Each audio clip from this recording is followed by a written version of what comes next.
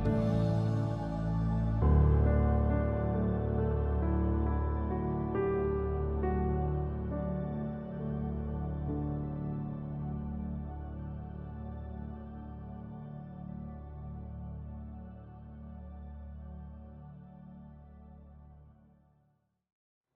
saudara terkasih di dalam Tuhan Yesus.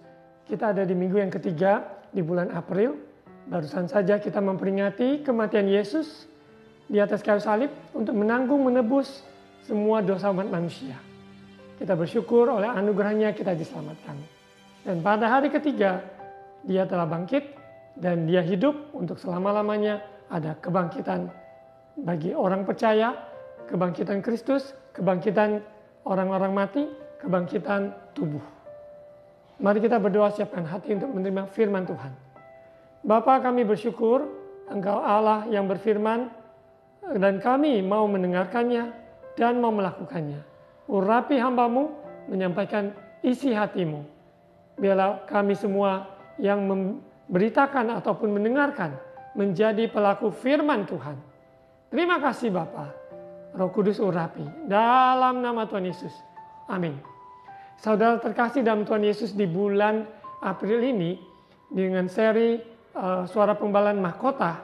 Mahkota adalah sebuah hiasan di kepala yang indah dan mulia yang dikenakan oleh seseorang ataupun kepada seseorang, dan sesuatu yang berharga tentunya. Dan mahkota itu bisa terbuat dengan permata, perhiasan dan sebagainya, dan juga sederhana dengan hiasan bunga-bunga dan sebagainya. Tapi intinya mahkota adalah sesuatu yang berharga yang dikenakan, yang diberikan. Dan saya sampaikan juga bahwa Tuhan memberkati kita dengan mahkota kasih setianya, memahkotai engkau dengan kasih setia dan rahmatnya. Sungguh kita anak-anaknya berharga dan mulia karena Dia yang memahkotai saudara dan saya dengan kasih setia dan rahmat. Dan kasih setia dan rahmat bukan karena upaya kita, bukan karena jerih payah kita, tetapi karena Tuhan sendiri. Dia penuh rahmat, penuh kasih karunia, Dia yang menganugerahkan pada kita. Dan hari ini kita akan belajar dari firman Tuhan, mahkota kehidupan. Mahkota kehidupan kita akan buka di suratan Yakobus. Suratan Yakobus pasal 1 ayat 12 sampai 18. Yakobus 1, pengujian dan pencobaan ayat 12. Berbahagialah orang yang bertahan dalam pencobaan. Sebab apabila ia sudah tahan uji, ia akan menerima mahkota kehidupan yang dijanjikan Allah kepada barang siapa yang mengasihi Dia. Ya, ayat ini begitu dalam sekali. Ada berapa yang harus sebagai kata-kata utamanya. Ya, berbahagialah. Saudara ketika ditanya, apakah saudara ingin berbahagia? Tentunya setiap kita ingin berbahagia. Berbahagia dalam pemikiran kita tentunya tidak ada masalah. Berbahagia itu berarti semuanya beres, semuanya tenang-tenang, dan tidak ada kendala. Tetapi di firman Tuhan ini, kita akan belajar bahwa dikatakan berbahagia apabila kita tahan uji, ya, bertahan dalam pencobaan. Karena pencobaan yang ada tidak akan melebihi kekuatan kita. Kita sadari bahwa pencobaan itu seringkali kita menempatkan diri ataupun memilih apa mempunyai keinginan sehingga kita ada di pencobaan tersebut sehingga seseorang itu jatuh. Namun dalam firman Tuhan katakan di doa Bapa kami, lepaskan kami, janganlah membawa kami ke dalam pencobaan, tapi lepaskan kami daripada yang jahat. Kita tahu bahwa pencobaan itu ada dengan apa yang kita lihat, keinginan kita, pendengaran kita, pikiran kita, angan-angan, impian, semua itu adalah bagian membuat kita itu ada di dalam menghadapi pencobaan yang harus kita menang, yang harus kita hadapi dengan sungguh-sungguh mengandalkan Tuhan. Kalau tidak, kita akan jatuh dalam pencobaan. Dan kita lihat di 1 Korintus, ya, 1 Korintus 10 ayat 13. Pencobaan-pencobaan yang kamu alami ialah pencobaan-pencobaan biasa, common, umum, yang tidak melebihi kekuatan manusia.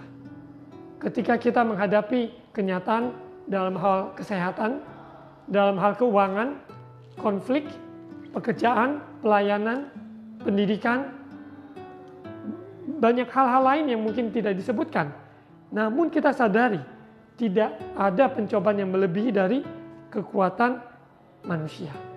Karena kita diizinkan Tuhan melewati atau menghadapi pencobaan-pencobaan ini. Karena ada sesuatu yang Tuhan mau kita menang. Tuhan mau kita sungguh-sungguh lebih dari pemenang. Orang yang bermasalah dalam hal keuangan terus-menerus. Biarlah Roh Kudus menyingkapkan, menolong supaya kita menang dalam hal keuangan. Baik juga dalam hal hubungan yang seringkali dimanapun seseorang itu berada, dia membawa konflik ataupun menimbulkan konflik. Ada sesuatu di dalam dirinya yang mungkin belum dibereskan, yang Tuhan ingin dibereskan, supaya dimanapun ia berada membawa damai dari Allah, menjadi pembawa damai. Jadi saudara, kita sadari pencobaan-pencobaan kita alami itu umum. Orang lain juga menghadapi, tapi mungkin versi yang berbeda. Jadi kita tidak perlu membanding-bandingkan, tapi kita menyadari pencobaan yang kita alami itu umum. Orang lain juga mengalaminya. Mungkin tidak persis yang sama, namun pencobaan tetap yang mereka hadapi pada umumnya. Sebab Allah setia, dan karena itu Ia tidak akan membiarkan kamu dicobai melampaui kekuatanmu. Kekuatan kita tidak seberapa. Seberapa kekuatan kita, Tuhan tahu. Dan Tuhan itu setia, dan Dia tidak izinkan, tidak biarkan kita dicobai lebih dari kekuatan kita. Untuk itu kita harus dekat dengan Tuhan, sungguh-sungguh ada dalam pelindungannya, berjalan bukan kehendak kita, bukan kemauan kita, mengeraskan hati maupun dengan keras kepala, tapi kita mau lembutkan hati, dituntun firman Tuhan, diurapi Roh Kudus, sehingga kita ada hal yang keliru, hati kita juga cepat untuk meresponinya dengan merendahkan hati. Saudara percaya bahwa kekuatan Tuhan itu yang kita butuhkan hari-hari ini. Dengan kekuatan kita sangat terbatas. Dengan kemampuan kita juga sangat terbatas. Namun kalau kita mengandalkan Tuhan, maka Ia yang tak terbatas memenuhi kita, memberikan kita semangat, kekuatan yang baru, seperti burung Raja Wali, dan Dia juga memberikan kita hikmat, pengertian, bagaimana menghadapi masalah yang dihadapi. Pada waktu kamu dicobai, Ia akan memberikan kepadamu jalan keluar, sehingga kamu dapat menanggungnya. Permasalahan yang dihadapi pada umumnya, ya, dalam hal tadi saya sebutkan keuangan, kesehatan, hubungan, pekerjaan, pelayanan, pendidikan dan sebagainya. Kita sadari kita butuh hikmat dari Tuhan. Kita butuh urapan Tuhan untuk menolong kita mengambil keputusan yang bijaksana. Sehingga tidak satu keputusan yang keliru, yang bodoh ataupun yang tidak memuliakan Tuhan. Sehingga mengakibatkan akibat yang buruk, dan sehingga seseorang mengambil keputusan yang juga keliru dan sebagainya. Itu domino efeknya terus menerus. Namun kalau hati kita berbalik pada Tuhan, mencari wajahnya, mencari perkenanannya, maka keputusan kemarin yang salah bisa saja mendapat ada konsekuensi hari ini. Namun kalau hati kita berubah dan sungguh-sungguh mau bertobat dan mengikuti jalannya Tuhan, maka Tuhan sanggup mengubah minus menjadi plus. Jadi dalam hal pencobaan, ingat kembali Allah kita setia. Kita ingat kembali Allah itu baik. Kita ingat kembali Dia tidak menutup mata dan tidak menutup telinga. Asalkan dosa apapun, kita harus mau mengakuinya, harus berubah dan mau dibentuk. Kita kembali ke Yakobus pasal 1. Orang yang bertahan dalam pencobaan. Tadi kata berbahagia, kita semua berbahagia, dan bertahan dalam pencobaan tidak mudah. Karena kita sadari, ya, dalam hal ujian pencobaan ini, segala sesuatu ini bisa saja ketika seseorang lemah, dia akan jatuh. Namun Tuhan sudah ingatkan, tetaplah berdoa supaya kamu jangan jatuh dalam pencobaan. Yesus mengingatkan murid-muridnya, dan firman Tuhan itu mengingatkan kita bahwa tetaplah berdoa, berjaga-jaga. Karena hari-hari ini jahat, sehingga mengaum-ngaum mau mencari, menerkam mangsa yang dapat diterkam. Namun apabila kita menjaga hati dengan firman-Nya, pikiran kita pikirkan yang di atas, telinga kita pasangkan, condongkan kepada firman Tuhan, bukan gosip, bukan perkataan orang, bukan perkataan manusia yang melemahkan, tapi telinga kita memasang sungguh-sungguh apa yang Tuhan katakan. Lewat firman-Nya, lewat kehidupan, lewat alam semesta, semua yang ada. Bahkan nasihat-nasihat orang benar, orang yang takut akan Tuhan, dan banyak hal Tuhan akan menyingkapkan kepada kita. Apabila kita bertahan dalam pencobaan, maka ya sudah tahan uji. Karena orang yang tahan uji, maka dia dapat dipercaya. Orang yang tahan uji, dia dapat melewati banyak hal. Orang yang tahan uji, maka dia telah terbentuk proses yang dia menang, sehingga ia menjadi ciptaan yang baru, yang sungguh-sungguh dapat menjadi berkat dimanapun berada. Orang yang tahan uji, dia akan menerima mahkota kehidupan yang dijanjikan Allah kepada barang siapa yang mengasihi Dia. Hati kita sesederhana, I love you Lord. Aku mengasihi Engkau Tuhan. I love you Lord. Dan kalau kita katakan mengasihi Tuhan, kita mengasihi sama kita seperti kita mengasihi diri sendiri. Karena diri kita ini adalah ciptaan Tuhan, miliknya Tuhan. Kita tidak mau membahayakan atau mencelakakan diri kita, karena tubuh kita, hidup kita adalah baik Roh Kudus. Mengasihi sesama kita seperti mengasihi diri sendiri. Masa kita mawas diri, kita mau hidup suci, hidup mau berkenan, hidup menyenangkan Tuhan, berarti kita mau mengasihi diri sendiri untuk hidup benar sesuai dengan firman Tuhan. Dengan kita melakukan itu, sesungguhnya kita sanggup mengasihi sesama kita. Mahkota kehidupan dijanjikan Allah kepada mereka yang mengasihi Dia.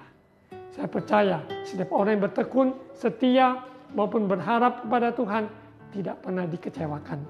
Dan mahkota kehidupan telah tersedia bagi saudara dan saya yang menang dalam pencobaan dan tahan uji. Saya percaya di balik semua yang terjadi dalam hidup ini, jangan sia-siakan. Karena semua itu adalah riwayat hidup, adalah sebuah cerita yang Tuhan izinkan terjadi. Sehingga kita dapat melihat siapa Tuhan, mengenal Dia yang bekerja ketika kita tidak merasakan atau tidak melihat. Dan kita juga mengenal diri pribadi kita, kelemahan kita, kekuatan kita, dan juga semua kesempatan yang Tuhan sudah percayakan. Asalkan kita mempunyai hati yang lembut, mau menyambut, meresponi, menangkap apa yang Tuhan mau, dan taat melakukannya. Ayat 13, apabila seorang dicobai, janganlah ia berkata, pencobaan ini datang dari Allah. Sebab Allah tidak dapat dicobai oleh yang jahat, dan Ia sendiri tidak mencobai siapapun. Jadi apapun cobaan-cobaan yang ada, Tuhan tidak pernah mencobai kita. Ya, karena kita sadari bahwa firman Tuhan katakan Dia tidak dapat dicobai oleh yang jahat, Ia sendiri tidak mencobai siapapun. Ya, Dia adalah Allah yang setia, mengasihi umatnya, ingin umatnya berhasil, ingin umatnya sungguh-sungguh alami kemenangan demi kemenangan. Jadi ketika kita menghadapi maupun dalam hal pencobaan, kita tidak katakan pencobaan ini datang dari Allah, tidak. Karena kita tahu bahwa Allah tidak pernah tidak dapat dicobai dan mencobai siapapun. Ayat 14. Tetapi tiap-tiap orang dicobai oleh keinginannya sendiri, karena ia diseret dan dipikat olehnya. Manusia mempunyai keinginan-keinginan, cita-cita, itu hal yang baik, cita-cita. Tetapi kalau ketika seseorang demi cita-citanya, dia mengkorbankan orang lain, apa juga kesehatannya, atau hal-hal yang memuliakan Tuhan dia korbankan, maka semua cita-cita itu hanyalah kedagingan. Hanyalah untuk melampiaskan keegoisan, melampiaskan semua keinginan-keinginan pribadinya. Tetapi ketika kita sadari kita ciptaan Tuhan, kita memuliakan Tuhan, maka kerinduan Tuhan taruhkan sehingga kita menggenapi panggilan Tuhan dalam hidup kita. Apakah itu dalam bentuk keluarga, pekerjaan, karya-karya, dalam pelayanan, servis yang kita dapat persembahkan kepada Tuhan. Kita lakukan dengan sepenuh hati. Nyanyian yang kita nyanyikan, orang yang dengan talenta yang berbeda-beda dapat menghasilkan karya-karya yang sungguh menjadi berkat bagi banyak orang dan terutama memuliakan Tuhan. Orang yang dicobai karena keinginannya sendiri, diseret, dipikat olehnya. Dan apabila keinginan itu telah dibuahi, ayat 15, ia melahirkan dosa. Dan apabila dosa itu sudah matang, ia melahirkan maut. Seperti tadi saya katakan, keinginan-keinginannya yang tidak selaras dengan jalan Tuhan, tidak selaras untuk memuliakan Tuhan. Maka hal tersebut cenderung membawa seseorang jatuh dalam pencobaan karena keinginannya. Karena keinginan untuk berhasil menjadi yang nomor satu, paling. Tapi sesungguhnya Tuhan ingin kita di dalam proses kehidupan mengenal Tuhan, mengenal diri kita sendiri, mengenal sekeliling kita. Jadi kita harus sungguh-sungguh introspeksi, refleksi apa yang Tuhan berbicara, renungkan firman Tuhan siang dan malam. Sehingga kita tidak jatuh dalam pencobaan, diseret, dipikat olehnya, dan kalau sudah dibuahi, maka itu melahirkan dosa. Yang tadinya cuma hobi, yang tadinya cuma sekedar cita-cita, tetapi itu semua kalau tidak dalam konteks memuliakan Tuhan, maka lambat laun dia akan membuahi, yaitu dosa, melahirkan dosa. Dan dosa itu kalau sudah matang, tentunya yaitu maut yang menanti.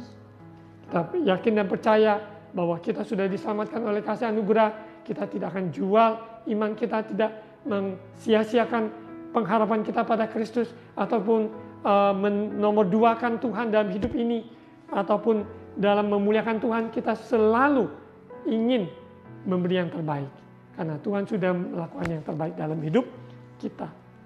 Ayat 16, saudara, mahkota kehidupan yang Tuhan sediakan bagi orang yang mengasihi Tuhan, kita yang menang dalam proses kehidupan ini. Untuk itu seperti yang tadi saya katakan, jangan sia-siakan. Jangan sia-siakan proses yang kita pernah alami, sedang alami, dan mungkin yang akan kita alami hari-hari ke depannya. Ingat kembali kepada Tuhan, bahwa tangan Tuhan yang memegang tangan kita. Seperti Rema tahun 2023 ini, Yesaya 41:10, janganlah takut sebab aku menyertai kamu. Janganlah bimbang sebab aku ini Tuhan Allahmu. Aku akan menyertai engkau, memegang engkau dengan tangan kananku yang memberi engkau kemenangan. Amin. Kita lanjut di Yakobus 1 ayat 16. Saudara-saudara yang kukasihi, janganlah sesat. Setiap pemberian yang baik dan setiap anugerah yang sempurna datangnya dari atas. Surga, segala sesuatu yang Tuhan siapkan sudah disediakan. Maka itu doa Bapa kami di surga, dikuduskan namamu, datanglah kerajaanmu, jadilah kehendakmu di bumi seperti di surga. Apa yang ada di surga supaya dapat kita download, terima, ada upload ya di sini sehingga kita mengalaminya juga. Karena pemberian yang baik itu datang dari Tuhan. Anugerah yang sempurna datang dari atas. Bukan dibuat-buat, tapi semua pemberian kasih karunia, kebaikan Tuhan itu kita tidak layak. Namun oleh kasih karunia kita dilayakkan. Diturunkan dari Bapa segala terang, padanya tidak ada perubahan atau bayangan karena pertukaran. Kenapa? Karena Tuhan itu tidak bisa ditambah, tidak bisa dikurang. Dia apa adanya adalah sempurna. Tidak seorang pun manusia dengan dosanya mengurangi kasih Allah. Ataupun dosanya mungkin perbuatan-perbuatannya yang baik, bukan dosa, tapi perbuatan-perbuatan yang baik, tidak akan menambahkan kasih Allah dalam hidup seseorang. Karena Allah itu tidak bisa ditambah, tidak bisa dikurang. Karena Allah itu sempurna adanya. Saudara terkasih, kembali kita lihat dalam diri kita, perjalanan kita, maupun keluarga kita, teman-teman yang sharing, kita kembali lihat bahwa kita ini miliknya siapa. Kita miliknya Tuhan, berarti Bapa peduli dan Dia yang memberi yang terbaik dalam hidup kita. Karena pemberian dari atas itu bersifat untuk memberkati kita supaya lebih dekat pada Tuhan. Jadi kalau sesuatu berkat membawa kita jauh dari Tuhan, itu tanda tanya. Itu berkat dari mana? Tapi kalau berkat dari Tuhan membawa kita supaya kita lebih lagi tahu mengucap syukur dan lebih lagi kita melakukan kehendak Tuhan dengan berkat yang Tuhan sudah berikan dalam bentuk konteks materi kah, dalam konteks kebutuhan kah, Tuhan yang mencukupi segalanya. Kita percaya Dia tidak pernah berubah dahulu, sekarang, sampai selama-lamanya. Dia yang berkuasa, Dia yang bertindak, Dia yang mempunyai kasih sempurna, dan Dia yang menolong saudara dan saya. Ada permasalahankah yang terlalu kecil bagi Tuhan tidak peduli? Adakah permasalahan yang terlalu besar yang Tuhan tidak sanggup untuk menyelesaikan? Marilah lebih lagi kita kuatkan hati. Hari-hari ini menjelang kedatangan Yesus, lebih lagi kita condongkan pada perkara di atas. Pusatkan perhatian yaitu Yesus sebagai pusat dalam hidup kita, dalam berkeluarga dan sebagainya. Kita masih ada di bumi, masih ada yang harus kita gumulkan dalam hal keuangan, bagaimana mengatur keuangan, bagaimana merancangkan dan segala sesuatu yang perlu dirancangkan, disiapkan untuk studi, ya, lanjutan studi atau studi yang perlu kita ambil. Semua itu adalah bagian di mana Tuhan memberikan saudara dan saya hikmat, tuntunan, dan orang tertentu yang Tuhan memang izinkan mempertemukan kita pada waktu yang tepat, orang yang tepat, kondisi yang tepat untuk rencana Tuhan digenapi. Kita belajar waktunya Tuhan selalu yang terbaik. Ayat 18, atas kehendaknya sendiri, Ia telah menjadikan kita oleh firman kebenaran, supaya kita pada tingkat yang tertentu menjadi anak sulung di antara semua ciptaannya. Kita sadari bahwa firman kebenaranlah sehingga segalanya ada. Ya, kita sebagai pelaku firman Tuhan, kita sudah memberikan terobosan, membuka jalan bagi sesama kita, keluarga kita. Mungkin di dalam keluarga keturunan demi keturunan tidak takut akan Tuhan, tidak muliakan Tuhan. Tetapi kita yang sudah diselamatkan oleh kasih anugerah, Tuhan memakai saudara sebagai penerobos sehingga dikatakan seperti anak sulung di antara semua ciptanya. Kita mengikut jejaknya Yesus, ya, dan kita sebagai pendobrak yang Tuhan izinkan dalam keluarga kita muncul seseorang yang takut akan Tuhan, seseorang yang sungguh-sungguh bertahan dalam ujian dan mendapatkan mahkota kehidupan yang sudah Tuhan siapkan bagi orang yang mengasihi Tuhan.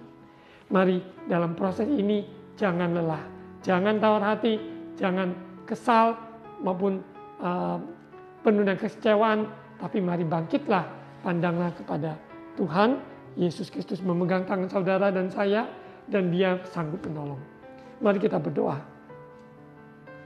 Bapa, terima kasih atas firman-Mu, sebab firman Tuhan ya dan amin. Roh Kudus tolong kami Bapa ketika melewati maupun dalam hal pencobaan, mungkin karena keinginan kami sendiri ataupun angan-angan yang ada. Namun Tuhan luruskan jalan kami sehingga kami menang dan kami tahan uji, dan kami akan percaya Engkau sendiri yang membawa kami tiba di tujuan-Mu. Terima kasih Bapa, hamba-Mu doakan bagi jemaat-Mu, umat-Mu apabila mendengarkan atau mendengar firman Tuhan ini yang kondisinya mungkin tidak sehat, Tuhan jamah pulihkan kesehatan umat-Mu. Bagi yang sedang mencari jalan keluar untuk hal keuangan, percaya bahwa Tuhan itu yang mempunyai segalanya. Dia sanggup menolong saudara. Di dalam nama Yesus, belajarlah taat dalam perkara kecil, dalam segala perkara yang Tuhan percayakan.